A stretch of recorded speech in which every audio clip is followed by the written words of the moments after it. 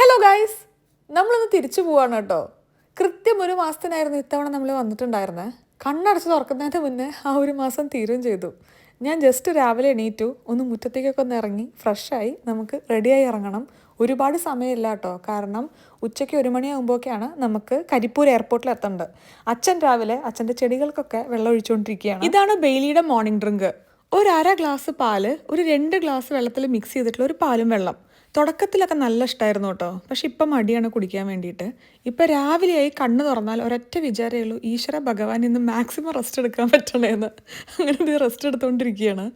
എനിക്കും കഴിഞ്ഞ 1-2 ആഴ്ചയായിട്ട് ഭക്ഷണത്തിനോട് താല്പര്യം നല്ലോണം കുറഞ്ഞിട്ടുണ്ട്. ഒട്ടും കഴിക്കാനും തോന്നുന്നില്ല, അങ്ങനെ ടേസ്റ്റും ഫീൽ ചെയ്യാറില്ല ഇന്നത് കഴിക്കണം എന്നൊക്കെ. ചിലപ്പോൾ ചൂട് കാരണമായിരിക്കും, ചൂടുണ്ടെങ്കിൽ നമുക്ക് അങ്ങനെ ഫുഡ് കഴിക്കാൻ തോന്നില്ലല്ലോ. ഇന്ന് നമ്മുടെ ബ്രേക്ക്ഫാസ്റ്റ് പുട്ടും പഴവുമാണ്. എനിക്ക് പുട്ടും പഴവും ഒപ്പം കായ വറുത്തതും കൂടെ ഉണ്ടെന്നുണ്ടെങ്കിൽ എനിക്ക് ഭയങ്കര ഇഷ്ടമുള്ളൊരു കോമ്പിനേഷനാണ്. പിന്നെ എന്ത് ഭക്ഷണമാണെങ്കിലും അമ്മ വാരി തരുമ്പോൾ ഒരു പ്രത്യേക ടേസ്റ്റാണ്. അതുകൊണ്ട് എൻ്റെ റിക്വസ്റ്റിൽ അമ്മയ്ക്ക് വലിയ താല്പര്യമില്ലെങ്കിലും അമ്മ വാരി തന്നുകൊണ്ടിരിക്കുകയാണ്. അച്ഛനും അപർണയും കൂടെയാണ് ഇത്തവണത്തെ പാക്കിംഗ്. ഇത്തവണത്തെ ഒരു പ്രത്യേകത എന്ന് പറയുന്നത്, ഞാൻ കൊണ്ടുപോകാൻ വേണ്ടി അങ്ങനെ പ്രത്യേകിച്ച് കാര്യമായി ഒരു കാര്യം വാങ്ങിയിട്ടില്ല. ഒന്നാമത്തെ റീസൺ, ഞാനിപ്പോൾ കഴിഞ്ഞ തവണ വന്നു പോയിട്ട് ഒരു 5-6 മാസമല്ലേ ഉള്ളൂ. പിന്നെ അതിൻ്റെ ഇടയിൽ ഒരു വലിയ കൊറിയർ നമ്മൾ നെതർലൻഡ്സിലോട്ട് അയച്ചിട്ടുണ്ടായിരുന്നല്ലോ. പിന്നെ ഇനി നമ്മൾ വിചാരിക്കുന്ന അനുസരിച്ച് 2-3 മാസത്തിൽ അച്ഛനും അമ്മയും വരുന്നതാണ് എക്സ്പെക്റ്റ് ചെയ്യുന്നത്. അപ്പോൾ എല്ലാം കൂടി ആയി കഴിഞ്ഞപ്പോൾ എനിക്കങ്ങനെ പ്രത്യേകിച്ച് ആവശ്യമുള്ള അല്ലെങ്കിൽ കഴിക്കാൻ അങ്ങനെ കൊതി തോന്നുന്ന കാര്യങ്ങളൊന്നും ഇല്ല. അതുകൊണ്ട് ഇത്തവണ ഒരു ബേക്കറി ഐറ്റം പോലും നമ്മുടെ ബാഗിലില്ല കേട്ടോ. പകരം ഞാൻ എടുത്തത് കുറച്ച് പച്ചക്കറിയൊക്കെ കട്ട് ചെയ്ത് ഫ്രീസ് ചെയ്ത് എടുത്തിട്ടുണ്ടായിരുന്നു. കുറച്ച് അച്ഛൻ ഇവിടെ ഉണ്ടാക്കിയ പച്ചക്കറിയും പിന്നെ കുറച്ച് അവിയൽ മിക്സ് പോലെയൊക്കെ 2-3 പാക്കറ്റിലാക്കി ഞാൻ ഫ്രീസ് ചെയ്ത് എടുത്തിട്ടുണ്ടായിരുന്നു. അത് മാത്രമാണ് എക്സ്ട്രാ ഒരു സംഗതി ഞാൻ ഇത്തവണ കൊണ്ടുപോയത്. പിന്നെ ഇത്തവണ കുട്ടിക്ക് വേണ്ടി കുറേ പേര് കുട്ടി കുട്ടി ഗിഫ്റ്റൊക്കെ നല്ല സ്നേഹത്തോടു കൂടെ തന്നിട്ടുണ്ടായിരുന്നല്ലോ. അതൊന്നും എനിക്കിവിടെ വെച്ച് പോകാൻ തോന്നിയില്ല. അതുകൊണ്ട് അതെല്ലാം ഞാൻ അരിക്കി പെറുക്കി കൊണ്ടുപോകുന്നുണ്ട്. ഇതെല്ലാം കൂടി ആയപ്പോൾ തന്നെ എൻ്റെ 2 പെട്ടി നിറഞ്ഞിട്ടുണ്ടായിരുന്നു കേട്ടോ. ലഗേജൊന്നും കുറവുണ്ടായിരുന്നില്ല. ഏകദേശം 1 മണിയാകുമ്പോൾ നമുക്ക് കരിപ്പൂർ എത്തണം. അതുകൊണ്ട് ഒരു 11-11:45 നമുക്ക് ഇവിടെ നിന്ന് ഇറങ്ങാമെന്നാണ് വിചാരിച്ചത്. പക്ഷെ ഇപ്പം തന്നെ സമയം 11:45 ഇനി അമ്മമ്മയുടെ അടുത്തൊക്കെ ഒന്ന് പോയി പറഞ്ഞു വരുമ്പോഴേക്ക് ഇറങ്ങാൻ വേണ്ടി 12 മണിയാവുന്നുണ്ടായിരിക്കും. വെല്ലച്ചൻ ദേ വന്നിട്ടുണ്ട് കേട്ടോ. അങ്ങനെ നമ്മൾ റെഡിയായി ഇറങ്ങി കേട്ടോ. ഇങ്ങോട്ടിട്ട് വന്നാൽ അതേ ഡ്രസ്സ് തന്നെയാണ് നമ്മൾ അങ്ങോട്ടിട്ട് പോകുന്നത്. ട്രാവലിങ്ങിന് ഞാൻ വളരെ കംഫർട്ടബിൾ ആയിട്ടുള്ള ഒരു ഡ്രസ്സ് ഇങ്ങോട്ട് വരുമ്പോൾ നോക്കിയെടുത്തായിരുന്നു. അപ്പോൾ ഞാൻ ഇവിടുന്ന് പോവും, വിഷ്ണു അവിടുന്ന് വരും. അപ്പോൾ ഞങ്ങൾ കരിപ്പൂർ കണ്ടുമുട്ടി ഞങ്ങൾ ബാംഗ്ലൂർ പോവും, ബാംഗ്ലൂരിൽ നിന്ന് ആംസ്റ്റർഡാം. അതാണ് നമ്മുടെ ഇന്നത്തെ യാത്രയുടെ പ്ലാൻ. ബാക്കി കാര്യങ്ങൾ നടക്കുമ്പോൾ പറയാം കേട്ടോ. ഞാനിന്ന് അമ്മമ്മേനെ കണ്ടിട്ട് വരാം. ഒരു 10-20 മിനിറ്റിൽ നമുക്ക് ഇറങ്ങണം. വെളിച്ചനൊക്കെ ഒന്ന് ചീത്ത അറിയുമ്പോൾ ഞാൻ ഓൾറെഡി ലേറ്റ് ആയിരുന്നു കേട്ടോ. അവിടെ പ്രത്യേകിച്ച് ഈ സമയത്ത് അറിയുകയും ചെയ്യാൻ പാടില്ല. വളരെ കൂളായിട്ട് പോകണം. ഇപ്പം എനിക്ക് 27 വീക്സ് ആണേ. ഏകദേശം ഒരു 20-21 ഒക്കെ ആയപ്പോൾ തൊട്ടിട്ട് ചെറിയ ചെറിയ മൂവ്മെൻറ്റ്സ് നമുക്കിങ്ങനെ കുട്ടിയുടെ ഫീൽ ചെയ്യുന്നുണ്ടായിരുന്നു. എനിക്ക് ഭയങ്കര ആഗ്രഹമായിരുന്നു അമ്മമ്മയ്ക്കൊന്ന് ആ ഒരു മൂവ്മെൻ്റ് ഒന്ന് ഫീൽ ചെയ്യിപ്പിക്കണമെന്ന്. പക്ഷെ അധികം ഈ പിള്ളേർ രാത്രിയാവുന്ന സമയത്തും നമ്മൾ ഭയങ്കര അടങ്ങി കിടക്കുന്ന സമയത്തും ഒക്കെയാണല്ലോ അനങ്ങുക. പലതവണ ഞാൻ ട്രൈ ചെയ്തെങ്കിലും അമ്മമ്മയ്ക്ക് അത് കയ്യിൽ ഫീൽ ചെയ്യാൻ പറ്റിയിട്ടുണ്ടായിരുന്നില്ല. പക്ഷേ ഇത് എനിക്കൊരു ഭയങ്കര മാജിക്കൽ മൊമെൻ്റ് ആയിരുന്നു. ഞാൻ അവിടെ എത്തി അമ്മമ്മേനോട് പോവുകയെന്നൊക്കെ പറഞ്ഞു കഴിഞ്ഞ് അമ്മമ്മ കൈയെടുത്ത് വയറിൻ്റെ മുകളിൽ വെച്ചിട്ട് ശരി മോനെ പോയിട്ട് വരൂ എന്ന് പറഞ്ഞപ്പോഴേക്ക് ഒരൊറ്റ ചവിട്ട്. അത് അമ്മമ്മയ്ക്ക് കയ്യിൽ ഫീൽ ചെയ്യുകയും ചെയ്തു. അമ്മമ്മ പെട്ടെന്ന് പറഞ്ഞു കുട്ടി അനങ്ങിയല്ലോ എന്ന്. എനിക്കതൊരു ഭയങ്കര മാജിക്കൽ മൊമെൻ്റ് ആയിരുന്നു. ഒരു സെക്കൻഡിലായിരുന്നു ആ ഒരു റെസ്പോൺസ് എല്ലാം നടന്നത്. നമ്മുടെ കഴിഞ്ഞ 1-2 വീഡിയോയിൽ ഇങ്ങനെ 1-2 കമൻറ്റ്സ് വന്നിട്ടുണ്ടായിരുന്നു, നമ്മൾ പ്രഗ്നൻസി ടൈമിൽ ജീൻസ് ഇടാൻ പാടില്ല, ടൈറ്റ് ആയിട്ടുള്ള ക്ലോത്ത്സ് ഇടരുതെന്നൊക്കെ കേട്ടോ. ഇത് ആക്ച്വലി ജീൻസ് അല്ല, ഇതൊരു പ്രഗ്നൻസി ലെഗിനാണ്. അപ്പോൾ ഇത് ബെല്ലിയും അതേപോലെ നമുക്ക് ഊരയ്ക്കും കൂടെ സപ്പോർട്ട് തരുന്ന രീതിയിലുള്ള ഒരു പ്രഗ്നൻസി ലെഗിനാണ്. ഇത് മിഡ് വൈഫ് സജസ്റ്റ് ചെയ്ത് ഞാൻ വാങ്ങിയൊരു കാര്യമാണ് കേട്ടോ. ഇത് ട്രാവൽ ചെയ്യുന്ന ഇറങ്ങാൻ ലേറ്റ് ഇതിൻ്റെ ഇടയിൽ കഥ പറഞ്ഞുകൊണ്ടിരിക്കുന്നത്. ഇത് പെട്ടെന്ന് ട്രാവൽ ചെയ്യുന്നതിൻ്റെ ഇടയിൽ നമ്മൾ ഇടുകയാണെന്നുണ്ടെങ്കിൽ നല്ല കംപ്രസ് ആയിട്ടിരിക്കും. അപ്പോൾ സ്വെല്ലിങ്ങും കാര്യങ്ങളൊക്കെ കുറച്ച് കുറയ്ക്കും. പിന്നെ നല്ല ഊരിയും വയറും കുറച്ച് സപ്പോർട്ട് ചെയ്യുകൊണ്ട് നമുക്ക് നടുവേദനയൊക്കെ കുറച്ച് കുറയ്ക്കും. ഇനി കൂടുതൽ പറഞ്ഞാൽ എനിക്കിതല്ലെങ്കിൽ നടുവേദന വരാൻ ചാൻസ് ഉണ്ട്. അമ്മയും അച്ഛനും രോഹിത്തും ഞാനും കൂടെയാണ് കേട്ടോ എയർപോർട്ടിൽ പോകുന്നത്. അപ്പോൾ പെട്ടിയെല്ലാം നമുക്കിനി എടുത്ത് വെക്കാം. ഒരു 5-6 മിനിറ്റിൽ നമുക്ക് ഇവിടെ നിന്ന് ഇറങ്ങണം. എല്ലാവരും എത്തിയിട്ടുണ്ട്. കാര്യമായിട്ടുള്ള അങ്ങനെ ഒരു യാത്ര പറച്ചിൽ എല്ലാ കൊല്ലം ഒഴിവാക്കാൻ ഞാൻ ശ്രമിക്കാറുണ്ട്. കാരണം യാത്ര പറയുമ്പോഴാണ് കൂടുതൽ വിഷമം വരുന്നത്. കുറച്ച് നേരമായിട്ട് ബെയിലി മിസ്സിങ് ആയിരുന്നു. ബെയിലി ഇവിടെ വന്നിരിക്കുകയാണ്. അല്ലെങ്കിലും നമ്മൾ പുറത്ത് പോവുക അല്ലെങ്കിൽ യാത്രയൊക്കെ പറയുന്ന സിറ്റുവേഷൻ ആകുമ്പോൾ ഇവർക്ക് പെട്ടെന്ന് മനസ്സിലാവുമല്ലോ. പിന്നെ സത്യം പറയുകയാണെങ്കിൽ എല്ലാ തവണത്തെയും പോലെ അത്ര വലിയൊരു വിഷമം തോന്നുന്നില്ല കേട്ടോ ഇത്തവണ പോകാൻ. മെയിനായിട്ടുള്ള റീസൺ ചിലപ്പോൾ ചെറിയൊരു പീരീഡിൽ തന്നെ അമ്മയും അച്ഛനും അങ്ങോട്ട് വരുന്നുള്ളതായിരിക്കും. പിന്നെ അത് മാത്രമല്ല, തിരിച്ചെത്തി കഴിഞ്ഞിട്ട് ഒരുപാട് കാര്യം ഡെലിവറിയുടെ മുന്നേ ചെയ്ത് തീർക്കാനായിട്ടുണ്ട്. അതിനെല്ലാം സമയം തികയോ എന്നുള്ളൊരു ക്വസ്റ്റ്യനും കൂടെ എനിക്കുണ്ട്. അപ്പോൾ തിരിച്ചവിടെ എത്തിയിട്ട് വേണം അങ്ങനത്തെ കാര്യങ്ങളൊക്കെ ചെയ്തു തുടങ്ങാൻ. എന്നാലും എത്രയൊക്കെ വിഷമില്ല എന്ന് പറഞ്ഞാലും വീട്ടിൽ നിന്ന് ഇറങ്ങുമ്പോൾ അതിൻ്റേതായിട്ടുള്ളൊരു കൺഫ്യൂഷനും ഒരു ഹെവി മൈൻഡും ഒക്കെ ഉണ്ടായിരിക്കുമല്ലോ. അപ്പോൾ അങ്ങനെ എല്ലാവരോടും ചെറിയ മട്ടിൽ യാത്രയൊക്കെ പറഞ്ഞ് നമുക്ക് പോവാം. നമ്മുടെ പ്ലാൻ ആക്ച്വലി വിചാരിക്കുന്ന പോലെയൊക്കെ നടക്കുകയാണെന്നുണ്ടെങ്കിൽ ഡെലിവറി കഴിഞ്ഞ് ഒരു 2-3 മാസത്തിൽ നാട്ടിലോട്ട് വരാൻ വിചാരിക്കുന്നുണ്ട്. കാരണം അമ്മമ്മയ്ക്കും വെല്ലച്ചനും ഒക്കെ കുട്ടീനെ കാണണമല്ലോ. അപ്പോൾ അങ്ങനെയാണെങ്കിൽ വലിയ വലിയ വ്യത്യാസങ്ങളൊന്നും വീണ്ടും ഇവരെ കാണാൻ വേണ്ടിയിട്ടില്ല എന്നുള്ളൊരു സമാധാനം ഉണ്ടായിരിക്കാം മനസ്സിൽ. ഇനി നേരെ കരിപ്പൂർ എയർപോർട്ട്. എനിക്ക് അത്യാവശ്യം കുറച്ച് വിശക്കുന്ന പോലെയുണ്ട് ഇപ്പോൾ. അതുകൊണ്ട് കുറച്ച് ചോറും ഉപ്പേരിയൊക്കെ നമ്മളൊരു ചെറിയ പാത്രത്തിലാക്കി എടുത്തിട്ടുണ്ട് കാറിൽ നിന്ന് കഴിക്കാൻ വേണ്ടി. വീട്ടിൽ നിന്ന് കഴിക്കാനുള്ള സമയം ഉണ്ടായിരുന്നില്ല. ഞാൻ എന്തിനാണ് ഡെലിവറിക്ക് വേണ്ടി നെതർലൻഡ്സിലോട്ട് പോകുന്നത്, കുട്ടിക്ക് ഡച്ച് സിറ്റിസൺഷിപ്പ് കിട്ടാനാണോ എന്നൊരു ക്വസ്റ്റ്യൻ ഉണ്ടായിരുന്നു കേട്ടോ. അങ്ങനെ ഒരു റൂൾ ആക്ച്വലി നെതർലൻഡ്സിലില്ല. കുട്ടി ഇവിടെ ജനിക്കുകയാണെന്നുണ്ടെങ്കിലും അമ്മയുടെയും അച്ഛൻ്റെയും നാഷണാലിറ്റി ഏതാണോ അതിൽ വരുന്ന പാസ്പോർട്ട്, അതായത് ആ സിറ്റിസൺഷിപ്പ് തന്നെയാണ് കുട്ടിക്ക് കിട്ടുക. അച്ഛനോ അമ്മയോ ഏതെങ്കിലും ഒരാൾ ഡച്ച് സിറ്റിസൺ ആണെന്നുണ്ടെങ്കിൽ കുട്ടിക്ക് ഡച്ച് സിറ്റിസൺഷിപ്പ് കിട്ടും. ഇവിടെ നമ്മൾ 2 പേരും ഇന്ത്യൻസാണ്. അതുകൊണ്ട് കുട്ടി ഒരു ഇന്ത്യൻ പൗരനായിട്ട് തന്നെയാണ് ജനിക്കുക. പിന്നെ എന്തുകൊണ്ട് നെതർലൻഡ്സ് എന്ന് ചോദിച്ചു കഴിഞ്ഞാൽ, ഡെലിവറിനോടൊക്കെ അടുപ്പിച്ച് ഇപ്പോൾ കുറച്ച് ദിവസങ്ങളാണല്ലോ വിഷ്ണുവിന് ലീവ് എടുത്തിട്ട് ഇന്ത്യയിൽ വന്ന് നിൽക്കാൻ വേണ്ടി പറ്റുള്ളൂ. പക്ഷേ വിഷ്ണുവിന് ആ ഒരു സമയം കുട്ടിയുടെ ഒപ്പം സ്പെൻഡ് ചെയ്യുന്നതൊക്കെ ഭയങ്കര ഇമ്പോർട്ടൻ്റ് ആയതുകൊണ്ട് നമ്മൾ നെതർലൻഡ്സിൽ തന്നെ ഡെലിവറി ചെയ്യാമെന്ന് വിചാരിച്ചു. പിന്നെ അതിൻ്റെ ഒപ്പം നമ്മളൊരു വേറൊരു രാജ്യത്ത് ഒരു 6.5-7 വർഷത്തോളമായില്ലേ നമ്മളിവിടെ നിൽക്കുന്നു. അപ്പോൾ ഇവിടുത്തെ ഒരു മെഡിക്കൽ സിസ്റ്റത്തിനോടൊക്കെ നമ്മളിപ്പോൾ കുറച്ച് കംഫർട്ടബിൾ ആണ്. അതുകൊണ്ട് ഈ ഒരു രീതിയിൽ തന്നെ കാര്യങ്ങൾ ചെയ്യാമെന്നുള്ളൊരു തീരുമാനം എടുക്കുക ചെയ്ത്. കഥയും കാരണമൊക്കെ പറഞ്ഞു വന്നപ്പോഴേക്ക് നമ്മളിത് എയർപോർട്ട് എത്തി. അമ്മയും അച്ഛനും വിഷ്ണുവും ഓൾറെഡി ഇവിടെ എത്തിയിട്ടുണ്ട് കേട്ടോ. ഒരു ചെറിയ ഒരു ലഗേജ് അങ്ങോട്ടും ഇങ്ങോട്ടും ഒക്കെ ഒന്ന് അഡ്ജസ്റ്റ് ചെയ്ത് വെക്കേണ്ട കുറച്ച് പരിപാടികളുണ്ട്. അപ്പോൾ അതൊക്കെ നമുക്ക് ചെയ്യാം. ഈ തവണ നമുക്ക് നേരത്തെ പറഞ്ഞതുപോലെ കാര്യമായിട്ടുള്ളൊരു യാത്ര പറയുമ്പോഴുള്ള ബുദ്ധിമുട്ടുണ്ടായിരുന്നില്ല കേട്ടോ. ഇപ്പോൾ കുറേ തവണ അങ്ങോട്ടും നമ്മൾ നാട്ടിൽ നിന്ന് ഇങ്ങോട്ടും അങ്ങോട്ടും പിന്നെ അമ്മയും അച്ഛനും ഒക്കെ 1-2 തവണ വരികയൊക്കെ ചെയ്തുകൊണ്ട് നമുക്ക് ആവശ്യമുണ്ടെങ്കിൽ എത്താൻ പറ്റുന്നൊരു ദൂരം തന്നെയാണെന്നുള്ളൊരു തോന്നലായിരിക്കാം വേറൊരു ഉള്ളിലുള്ള റീസൺ. നമുക്ക് ലഗേജിൻ്റെ ചെറിയ തിത്തിത്താര കളികളുണ്ടായിരുന്നു അങ്ങോട്ടും ഇങ്ങോട്ടും. പക്ഷെ അത് കഴിഞ്ഞു. ഇനി നമ്മൾ സെക്യൂരിറ്റിയിലോട്ട് പോവുകയാണ്. 15 മിനിറ്റ് നമുക്ക് ഗേറ്റ് ക്ലോസ്. ഇന്നലെ ഞാൻ പോരുന്നതിൻ്റെ മുന്നേ ഒരു സ്കാനിങ് കഴിഞ്ഞ് ഒരു ട്രാവൽ ഫിറ്റ് സർട്ടിഫിക്കറ്റ് കയ്യിലെടുത്ത് വെച്ചിട്ടുണ്ടായിരുന്നു കേട്ടോ. ഫ്ലൈറ്റിൽ എങ്ങാനും ചോദിക്കുകയാണെങ്കിൽ. ടെൻഷൻ ഉണ്ടോ വിഷ്ണു തിരിച്ചു പോകണമെങ്കിൽ?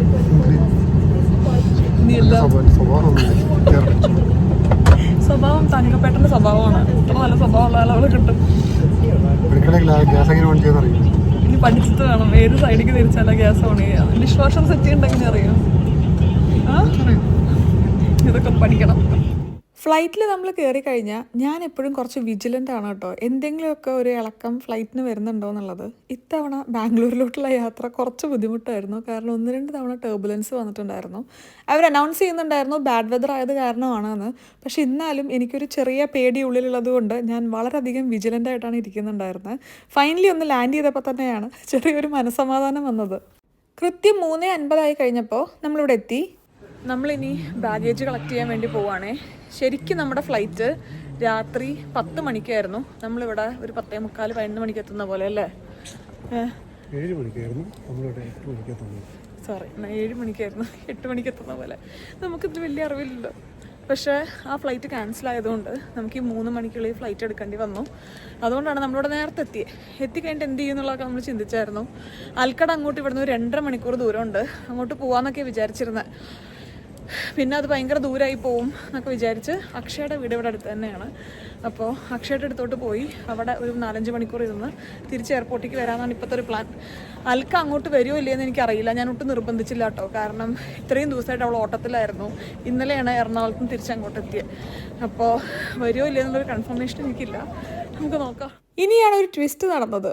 ഈ ഒരു പോയിന്റ് വരെ എല്ലാം നോർമലായിരുന്നു. വിഷ്ണു ഈ ഒരു RCBയുടെ ബസ് കാണുന്നത് വരെ. നമ്മൾ എക്സിറ്റ് ചെയ്തതും ഈ ഒരു ബസ് ഇവിടെ നിൽക്കുന്നുണ്ടായിരുന്നു.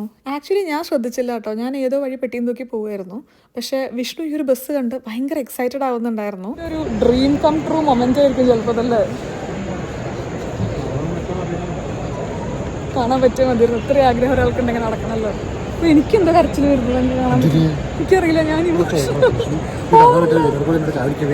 അല്ല എന്നാലും ഒരാളെ അത്രയും ആഗ്രഹിക്കുന്ന ഒരാളെ കാണാൻ പറ്റുമെന്നുള്ള ഭയങ്കര സംഭവമല്ലേ. വിഷ്ണുവിന് ജീവിതത്തിന് ഒട്ടും മാറ്റി നിർത്താൻ പറ്റാത്തൊരു കാര്യമാണ് ക്രിക്കറ്റ്. നമ്മുടെ കല്യാണത്തിന് ശേഷം ടി വിയിൽ ഒരു ദിവസം പോലും ക്രിക്കറ്റ് വെക്കാത്തൊരു ദിവസം എനിക്ക് ഓർമ്മയില്ല കേട്ടോ. ലൈവായിട്ടുള്ളൊരു മാച്ച് തന്നെ വേണമെന്നൊന്നുമില്ല. മുന്നേ ഏതൊക്കെയോ കാലത്തുള്ള മാച്ചൊക്കെ വെച്ചിരുന്ന് ഗവേഷിക്കുന്നതൊക്കെ കാണാം. അതേപോലെ വിഷ്ണു ഭയങ്കര ആരാധിക്കുന്ന ഒരാളാണ് കോഹ്ലി. അയ്യോ, ഇതിൻ്റെ ഇടയിൽ അക്ഷയ് അൽക്കി വന്നു കേട്ടോ. അൽക്ക വന്നു, ഞാൻ സർപ്രൈസ്ഡ് ആയിട്ടുണ്ടായിരുന്നു. കറക്റ്റ് സമയത്ത് ക്യാമറ ഹാങ് ആയതുകൊണ്ട് ഇവരുടെ രണ്ടുപേരുടെ എൻട്രി മൊത്തത്തിൽ വീഡിയോ എടുക്കാൻ പറ്റിയില്ല. പറഞ്ഞു വന്നത് വിഷ്ണുവിൻ്റെ ആരാധന ക്രിക്കറ്റിൽ മാത്രമല്ല ലൈഫിലും എന്തെങ്കിലുമൊക്കെ പറയുമ്പോൾ ഭയങ്കര റോൾ മോഡലായിട്ടും ആരാധനയോട് കൂടിയൊക്കെ സംസാരിക്കുന്ന ഒരാളാണ് കേട്ടോ വിരാട് കോഹ്ലി. പുള്ളിക്ക് പ്രൊഫഷണൽ ലൈഫിൽ പ്രൊഫഷനിൽ വന്ന ചേഞ്ചസും ഒപ്പം ചെയ്യുന്ന കാര്യം ബെസ്റ്റ് ആവാൻ വേണ്ടി പുള്ളി ഇടുന്ന ഹാർഡ് വർക്കും ഒക്കെ വിഷ്ണു ഇങ്ങനെ പല അവിടെ ഇവിടെയൊക്കെ ആയിട്ട് സംസാരിക്കുന്നത് ഭയങ്കര വാചാലനായി സംസാരിക്കുന്നത് ഞാൻ കേൾക്കാറുണ്ട് കേട്ടോ. ചുരുക്കി പറഞ്ഞാൽ നമുക്ക് അത്രയും ആരാധനയുള്ള ഇത്രയും വലിയൊരു സെലിബ്രിറ്റീനെ ഈ ഒരു ഡിസ്റ്റൻസിൽ നിന്ന് കാണാൻ പറ്റുക എന്നുള്ളത് വലിയൊരു കാര്യമാണല്ലോ. അപ്പോൾ ആർക്കും ഒരു ഉപദ്രവം ഉണ്ടാക്കാതെ ദൂരെ നിന്ന് ഒന്ന് കാണാൻ പറ്റുക എന്നുള്ളൊരു ആഗ്രഹത്തോടു കൂടെ നമ്മളിവിടെ കുറച്ചധികം നേരം വെയിറ്റ് ചെയ്തിട്ടുണ്ടായിരുന്നു കേട്ടോ. കുറച്ചധികം നേരം എന്ന് പറഞ്ഞാൽ 4 മണിക്ക് നമ്മളിവിടെ എയർപോർട്ടിലെത്തി. ഏകദേശം ഒരു 6:30ക്കാണ് ടീം വരുന്നത്. അതുവരെ നമ്മളിവിടെ വെയിറ്റ് ചെയ്തുകൊണ്ടിരിക്കുകയായിരുന്നു. ഒരു 1-1.5 മണിക്കൂറൊക്കെ ഇവിടെ നിന്ന് കഴിഞ്ഞപ്പോൾ വിഷ്ണുവിനൊരു സംശയം, എനിക്ക് ബാക്ക് പെയിനും കാലുവേദനയും ഒക്കെ വരുമോ, കാരണം നമുക്ക് ഇനിയും ട്രാവൽ ചെയ്യാനുള്ളതാണല്ലോ. അപ്പോൾ അതുകൊണ്ട് ടയേർഡ് ആവണ്ടെന്ന് പറഞ്ഞ് പലതവണ പോവാമെന്ന് പറഞ്ഞു. പക്ഷേ എനിക്കായിരുന്നു ആവശ്യം പുള്ളി വരികയാണെങ്കിൽ വിഷ്ണുവിനൊന്ന് കാണാൻ പറ്റുന്ന ഒരു സിറ്റുവേഷൻ ഇനി കിട്ടണമെന്നില്ലല്ലോ. അപ്പോൾ അതൊന്ന് കണ്ടിട്ട് പോവാന്നുള്ളത്. പക്ഷേ കുറേ നേരം കാത്തിരുന്നെങ്കിലും ജ്യോതിയും വന്നില്ല, ആരും വന്നില്ല. ടീമിൽ വേറെ കുറേ ആൾക്കാർ വന്നെങ്കിലും പുള്ളി മാത്രം ഇന്നിവിടെ ബാംഗ്ലൂർ വന്നില്ല. കാണാൻ പറ്റാത്തതുകൊണ്ട് വിഷ്ണുവിന് ചെറിയൊരു വിഷമം ഉണ്ടായിരുന്നു. പക്ഷെ ഞാൻ ആക്ച്വലി ഹാപ്പി ആയിരുന്നു കേട്ടോ. കാരണം നമ്മൾ അറ്റ്ലീസ്റ്റ് ട്രൈ ചെയ്തല്ലോ പുള്ളീനെ കാണാൻ വേണ്ടിയിട്ട്. RCBയുടെ ബസ് കണ്ട് വീട്ടിൽ പോയിരുന്നെങ്കിൽ നമുക്കൊരു സംശയം തോന്നില്ലേ, പക്ഷേ ഇനി ഒന്ന് നിന്നിരുന്നെങ്കിൽ കാണാമായിരുന്നു എന്നുള്ളത്. ഇപ്പം ആ വിഷമമില്ലല്ലോ. ഡിസപ്പോയിൻറ്റഡ് ആണ്.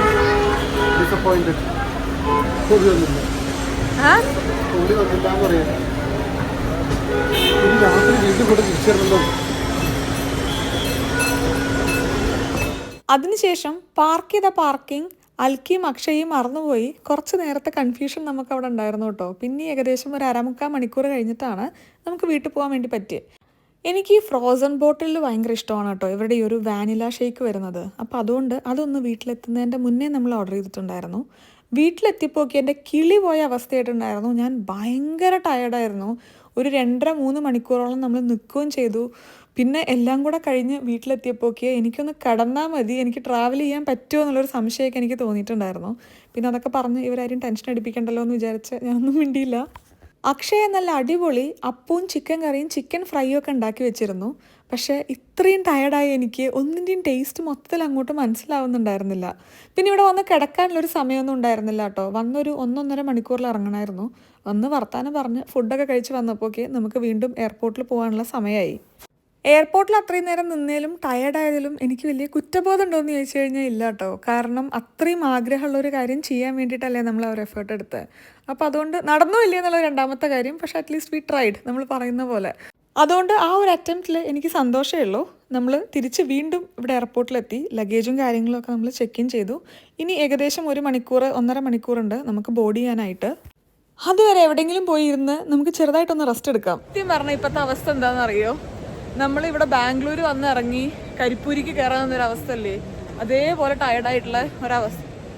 എന്തൊക്കെയാണ് ഞാൻ ഒന്ന് നമ്മുടെ കോഹ്ലിനെ വെയിറ്റ് ചെയ്തിട്ട് നമ്മുടെ കോഹ്ലിനെ വെയിറ്റ് ചെയ്തപ്പോഴാണ് എൻ്റെ കിളി പോയത്. 3 മണിക്കൂറാണ് അവിടെ തമ്പടിച്ചത്. ഞാൻ വിചാരിച്ചു പിന്നെ വിഷ്ണുവിൻ്റെ ഒരു ജീവിതാഭിലാഷം നടക്കുകയാണ്,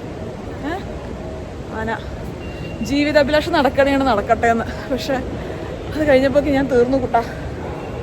ചോക്ലേറ്റ്സാ 1-2 ബോക്സ് നമ്മുടെ ഇന്ത്യൻ സ്വീറ്റ്സ് വാങ്ങിക്കേണ്ട ഒരു ആവശ്യം ഉണ്ടായിരുന്നു കേട്ടോ. ഒന്ന് വിഷ്ണുവിന് ഓഫീസിൽ കൊണ്ടുപോകാൻ വേണ്ടിയിട്ടും പിന്നെ ഒന്ന് എനിക്ക് അപ്പുറത്തും ഇപ്പുറത്തൊക്കെ നമ്മുടെ അയൽവാസികൾക്കൊക്കെ ഒന്ന് ഇന്ത്യൻ സ്വീറ്റ്സ് ഒക്കെ കഴിക്കട്ടെ വരെ, അപ്പോൾ അതിന് വേണ്ടിയിട്ടും. പിന്നെ വിഷ്ണുവിൻ്റെ ഒരു കൊളീഗ് ഉണ്ട്, പുള്ളിക്കാരൻ നന്നായി ചിത്രം വരയ്ക്കും. അപ്പോൾ കുറച്ച് നമ്മുടെ ടച്ചിൽ വരുന്ന രീതിയിൽ ഒരു ബുക്ക് അവിടെ കണ്ടപ്പോൾ എനിക്ക് നല്ല രസം തോന്നി കേട്ടോ. അപ്പോൾ അതും കൂടെ എടുക്കാമെന്ന് വിചാരിച്ചു.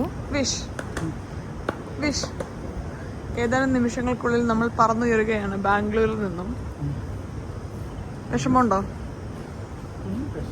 നല്ല ഗുഡ് ടൈം ആയിരുന്നു തവണ നാട്ടിൽ വന്നിട്ട് അല്ലേ. നല്ല വളകാപ്പുണ്ടായി.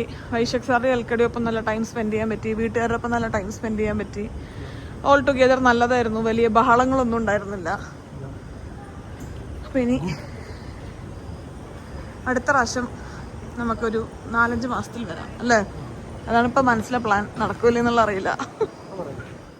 ബോർഡ് ചെയ്ത ഉടനെ അവർ നമുക്ക് മെനു കാർഡ് തന്നിട്ടുണ്ടായിരുന്നു. എനിക്കിതൊന്നും മനസ്സിലാവുന്ന പോലും ഉണ്ടായിരുന്നില്ല. എൻ്റെ ബോധം അപ്പം പോയൊരവസ്ഥയായിരുന്നു കേട്ടോ. ഇടയിൽ എപ്പോഴും വിളിച്ച് ഒരു കുറച്ച് ഭക്ഷണം തന്നു. അതും മുഴുവനൊന്നും കഴിക്കാൻ പറ്റിയില്ല. കുറച്ച് കഴിച്ച് ഞാൻ ഫുൾ ഫ്ലൈറ്റിൽ കിടന്ന് ഉറങ്ങുമായിരുന്നു. രാവിലെ അവർ ബ്രേക്ക്ഫാസ്റ്റിന് വേണ്ടി വിളിക്കുമ്പോഴാണ് പിന്നെ ഞാൻ എണീക്കുന്നത്. ഇത്തവണയും നമ്മൾ ആസ് യൂഷ്വൽ KLM തന്നെയാണ് വന്നത്. സാധാരണ ഉള്ളതിനേക്കാളും കുറച്ച് ഡിഫറെൻ്റ് ആയിട്ടുള്ളൊരു ബിഹേവിയർ എനിക്ക് ഇത്തവണ ഒരു ക്രൂവിൻ്റെ ഉണ്ടായിട്ടുണ്ടായിരുന്നു. രാവിലെ ഞാൻ കണ്ണ് തുറന്നപ്പോൾ തൊട്ടിട്ട് എനിക്ക് ഭയങ്കരമായിട്ട് മുള്ളാൻ മുട്ടുന്നുണ്ടായിരുന്നു. ഈ ഒരു സമയമൊക്കെ ആകുമ്പോഴേക്കും നമ്മുടെ ബ്ലാഡറിൻ്റെയൊക്കെ സൈസ് വളരെ ചെറുതാവുമല്ലോ. അപ്പോൾ കുറേ നേരം ഞാൻ വെയിറ്റ് ചെയ്തു. എപ്പോഴും ടോയ്ലറ്റ് ഫുള്ളായിരുന്നു. പിന്നെ അത് കഴിഞ്ഞ് ഇവർ ബ്രേക്ക്ഫാസ്റ്റ് സെർവ് ചെയ്യുന്ന സമയം കാരണം ആ വേ ഒക്കെ കുറച്ച് ബ്ലോക്ക്ഡ് ആയിരുന്നു. ഏകദേശം ഒരു 1/4 മണിക്കൂറോളം ഞാൻ പിടിച്ചു നിന്ന് എനിക്ക് ഓർമ്മയുണ്ട് കേട്ടോ. പക്ഷെ എപ്പോഴും കുറേ പേര് ക്യൂ ഉണ്ടായിരുന്നു. ഒപ്പം നമ്മൾ നെക്സ്റ്റ് 20-30 മിനിറ്റ്സിൽ ലാൻഡ് ചെയ്യണമെന്നുള്ള അനൗൺസ്മെൻറ്റ് വന്നു. അപ്പോൾ എനിക്കൊരു നിവർത്തി ഉണ്ടായിരുന്നില്ല. കൺട്രോൾ ചെയ്യാൻ പറ്റാത്ത അവസ്ഥയായിരുന്നു. എൻ്റെ സീറ്റ് പ്രീമിയം എക്കണോമിയുടെ ഫസ്റ്റ് സീറ്റായിരുന്നു. അപ്പോൾ ഒരു 4-5 സീറ്റ് ബിസിനസ് ക്ലാസ് കഴിഞ്ഞാൽ അവരുടെ ടോയ്ലറ്റ് ഉണ്ട്. പറ്റാത്ത അവസ്ഥ ആയതുകൊണ്ട് അങ്ങോട്ട് ഓടാന്ന് വിചാരിച്ചു. അതായത് നമുക്ക് പിടിച്ചു നിൽക്കാൻ പറ്റില്ല. ഒപ്പം ഒരു ബ്ലാഡർ കിക്കും കൂടെ കിട്ടിക്കഴിഞ്ഞപ്പോൾ ഉണ്ടല്ലോ പോയി, അങ്ങനത്തെ ഒരു മൊമെന്റ്. പക്ഷേ ടോയ്ലറ്റിൻ്റെ അവിടെ നിൽക്കുന്നുണ്ടായിരുന്ന ഒരു ക്രൂവിൻ്റെ ബിഹേവിയർ എനിക്ക് അത്ര പ്ലസൻ്റ് ആയിട്ട് ഫീൽ ചെയ്തില്ല കേട്ടോ. പ്രഗ്നൻ്റ് ആണെന്നുള്ളത് ഈ ഒരു ടോയ്ലറ്റ് ഉപയോഗിക്കാനുള്ള ഒരു എക്സ്ക്യൂസ് അല്ല എന്നുള്ള മട്ടിലൊക്കെയാണ് അവരെൻ്റെ അടുത്ത് സംസാരിച്ചത്.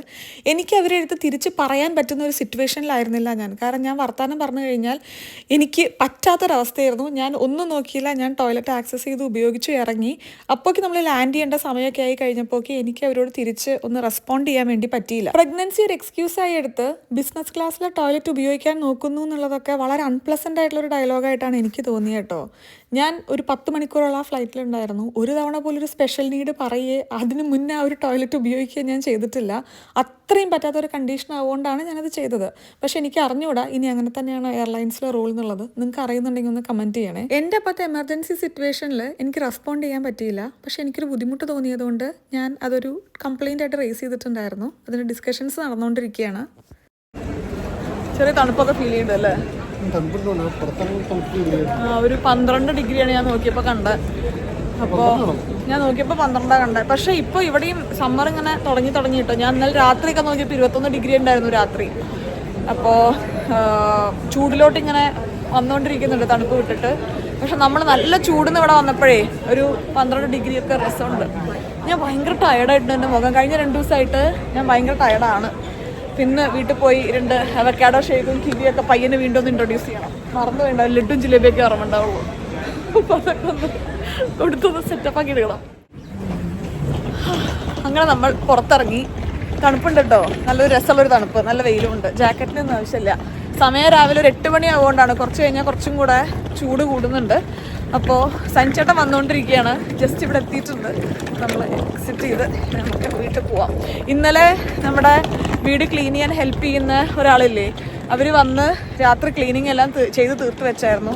അപ്പോൾ ഡസ്റ്റും കാര്യങ്ങളും ഒന്നും ഉണ്ടായിരിക്കില്ല എന്ന് വിചാരിക്കുന്നു. സമയം കുറച്ച് നേരത്തെയാണ്. രാവിലെ 7:30ക്കാണ് നമ്മൾ ലാൻഡ് ചെയ്തത്. പിന്നെ എല്ലാം കഴിഞ്ഞ് നമ്മൾ പുറത്തിറങ്ങിയപ്പോഴേക്ക് ഒരു 8:15-8:30 നല്ല അടിപൊളി ക്ലിയർ സ്കൈ കണ്ടോ. ഇവിടെ ഇനി സമ്മറൊക്കെ തുടങ്ങിക്കഴിഞ്ഞാൽ ഭയങ്കര അടിപൊളിയാണ്. രാവിലെ നേരത്തെ നല്ല വെളിച്ചം വരും. അത് കഴിഞ്ഞ് പിന്നെ ഒരു 8:30-9:30 ആവും രാത്രി ഇരുട്ടാവാൻ വേണ്ടിയിട്ട്.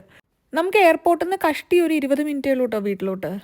എത്ര കാലമായി വീട്ടിൽ കയറിയിട്ട്. എനിക്ക് ആക്ച്വലി ഭയങ്കര എക്സൈറ്റ്മെൻ്റ് ഒക്കെ തിരിച്ച് സ്ട്രീറ്റിലൊക്കെ എത്തിക്കഴിഞ്ഞപ്പോൾ. കുറച്ച് കാലത്തിന് ശേഷം വീട്ടിലെത്തി കഴിഞ്ഞപ്പോണ്ടല്ലോ എന്തൊക്കെയോ ഒരു സുഖം, രസമുണ്ട് ആ ഒരു ഫീലിംഗ്. ഗാർഡൻ കുറച്ചധികം എല്ലാ ചെടികളും വളർന്നിട്ടുണ്ടായിരിക്കും. കാരണം നമ്മൾ വിൻ്റർ അവസാനമല്ലേ പോയത്. അതെ, പൂത്ത് തുടങ്ങിയിട്ടുണ്ടല്ലോ. ഹായ്, രസമുണ്ട്, എനിക്കിഷ്ടപ്പെട്ടു. ഇന്നലെ ഇവിടെ ഞാൻ പറഞ്ഞില്ലേ നമ്മളെ ക്ലീനിങ്ങിന് ഹെൽപ്പ് ചെയ്യാൻ വരുന്ന അവർ വന്നിട്ട് ക്ലീൻ ചെയ്ത് വെച്ചിട്ടുണ്ടായിരുന്നു. അപ്പോൾ പൊടിയും കാര്യമൊന്നുമില്ല. എനിക്ക് ഭയങ്കര ഫ്രഷ് ഫീല്. കുറേ കാലത്തിന് ശേഷം ഇങ്ങോട്ട് വരുകൊണ്ടാ തോന്നുന്നു. ഭയങ്കര ഒരു ആദ്യമായിട്ടൊരു സ്ഥലത്ത് വരുന്ന പോലത്തെ ഒരു ഫീലിംഗ് ഒക്കെ തോന്നുക. നമ്മൾ ജസ്റ്റ് ഒന്ന് ഫ്രഷായി ഗീതുവിൻ്റെ അങ്ങോട്ട് പോവുകയാണ് കേട്ടോ. ഗീതു വന്നപ്പോൾ തൊട്ട് വിളിക്കുന്നുണ്ട്. ഗീതു ബ്രേക്ക്ഫാസ്റ്റ് ഉണ്ടാക്കി വെച്ചിട്ടുണ്ട്, വരാൻ പറഞ്ഞിട്ട്. പക്ഷെ വന്നു കുറച്ച് ബാഗിൽ ഇങ്ങനെ എമർജൻസി ആയിട്ട് നമുക്ക് ഫ്രീസർക്കൊക്കെ എടുത്ത് വെക്കേണ്ട കുറച്ച് കാര്യങ്ങളുണ്ടായിരിക്കുമല്ലോ, അതൊക്കെ ഒന്ന് മാറ്റി വെച്ചു. നമ്മൾ ഗീതുവിൻ്റെ അങ്ങോട്ട് പോവാണ്. പ്രതു ഇല്ല കേട്ടോ ഇവിടെ. പ്രതു നാട്ടിൽ പോയിരിക്കുക. ഗീതുവിനെ ഇപ്പം ജോലി മാറിയല്ലേ ഉള്ളൂ. അപ്പോൾ പെട്ടെന്ന് ലീവ് എടുക്കാനുള്ള 1-2 കൺഫ്യൂഷൻസ് കാരണം ഗീതു ഒപ്പം പോയിട്ടില്ല. അപ്പോൾ ഗീതു ഒറ്റയ്ക്കാണ് ഇവിടെ, പ്രതു നാട്ടിലാണ്. അപ്പോൾ നമുക്കിനി പോയി അവിടെ കുറച്ചേരം ഗീതുവിനെ കണ്ട് ടൈമൊക്കെ സ്പെൻഡ് ചെയ്ത് തിരിച്ചു വരാം. ഇന്ന് നമുക്ക് നേരത്തെ കിടന്ന് ഉറങ്ങേണ്ടി വരും. ചെറുതായിട്ടൊരു ജെറ്റ് ലാഗ് ഉണ്ടാവാൻ ചാൻസ് ഉണ്ട്. കാരണം നാട്ടിലെ സമയത്ത് നമ്മൾ ഉറക്കമൊക്കെ ഏകദേശം ഒരു മാസമായിട്ട് ശീലിച്ചതല്ലേ. എൻ്റെ മുഖം അങ്ങനെ എന്തോ പോലെ ആയിട്ടുണ്ട്. അപ്പോൾ പെട്ടെന്ന് പോയി ഫുഡ് കഴിച്ച് തിരിച്ചു വന്ന് ഒന്ന് കുറച്ചു നേരം കിടന്ന് ഫ്രഷായി ബാക്കി കാര്യങ്ങളോട്ട്. പോകുമ്പോൾ ഒരു മരത്തിലും ഒരു ഇല ഉണ്ടായിരുന്നില്ല. തിരിച്ചു വന്നപ്പോൾ ഇത് നല്ല അടിപൊളി പച്ചപ്പായിട്ടുണ്ട്.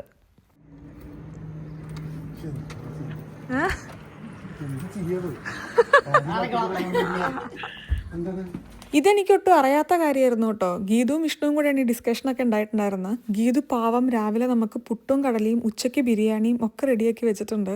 എനിക്ക് അറിയുക പോലും ചെയ്യാത്ത കാര്യമായിരുന്നു.